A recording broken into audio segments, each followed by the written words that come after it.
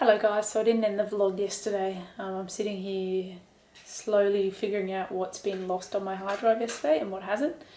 And I'm planning on re-downloading all of my vlogs from my YouTube channel just so I have the hard copies. I'll do it when I'm on my 6 days off. It'll take like a couple of hours, but it'll be worth it. I had quite a few of the things backed up on other hard drives, so I'm not... Good night, love you.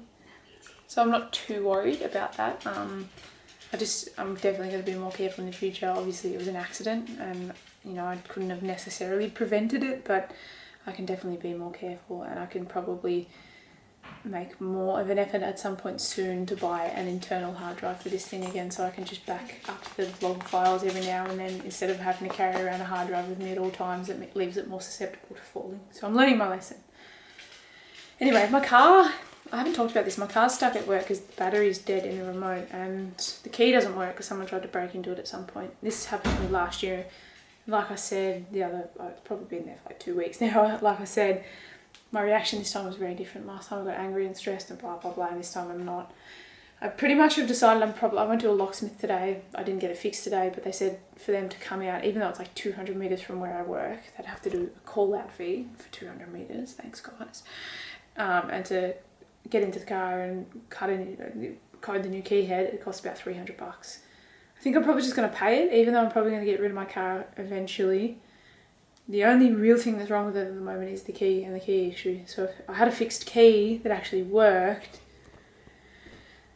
it'd probably work for another year or two. And it would give me more time to decide what I want to do. And at the end of the day, it's just money. So I'm going to pay it, I have decided. And I'll go on my day off on Wednesday and collect the car. As for money in general, I'm not spending pretty much anything because of coronavirus, so it's really good for me personally. Like, I'm very grateful that my job is pretty much going to be safe throughout the whole pandemic. Touch wood, anything can happen realistically, but more than likely I will remain employed and I will remain earning the exact same amount of money that I would otherwise, which is really, really great for me personally. But like I said, I've been spending like no money because nothing's open. I can't go and buy smashed avocado at the cafe 2 times a week or whatever I was doing.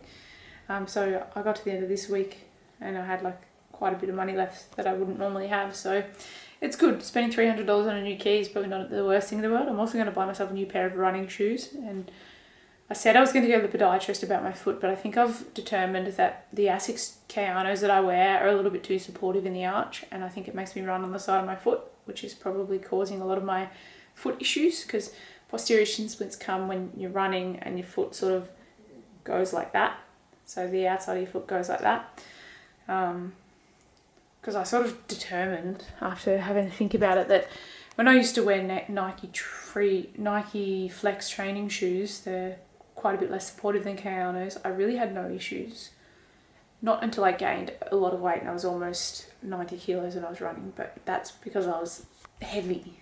Whereas with these ones, even at 72 kilos, I'm having issues and getting like shin splints and stuff like that that I never got when I was running in different shoes. So I think the Kayanos just aren't made for my feet. I think what I'm going to do for a little bit is run in my old Flex shoes, even though they're quite old and need to be replaced. I'll run in them maybe two times this week and see if the pain gets any worse. And if it doesn't get any worse and if it potentially feels a little bit better, I'll probably buy some new, more neutral shoes. I'm pretty sure as well that because I only almost exclusively walk in my Kayanos these days, that's probably adding to the stress on my posterior tibialis as well as the bottom of my foot. It's making me feel like I have plantar fasciitis, and I think it's because I'm relying on the outside of my foot to walk on because of the Kayanos.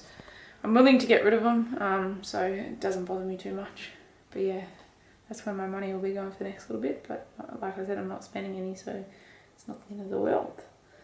Anyway, I'm about to catch up on the vlogs, if you will. I'm not very far behind, but I don't think I lost any on the hard drive. Like, I lost the vlogs, but I'm pretty sure I'd uploaded all the ones that I lost.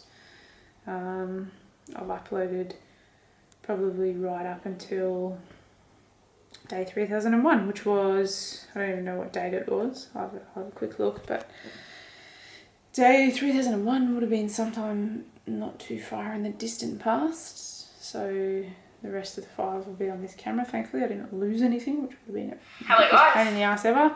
So the 28th, I've got like 5 days including today. I might do that now because I worked 6 till 2 and I had a very productive day and it was fantastic. But I napped when I got home from like 3:30 until 6 p.m. So I'm sort of tired and I could probably go to sleep, but as long as I'm in bed by midnight and wake up by 8, I'll be happy. I am rambling massively, so I'm going to end the vlog. Thank you so much for watching. Hope you're doing well. Take care and I'll see you tomorrow.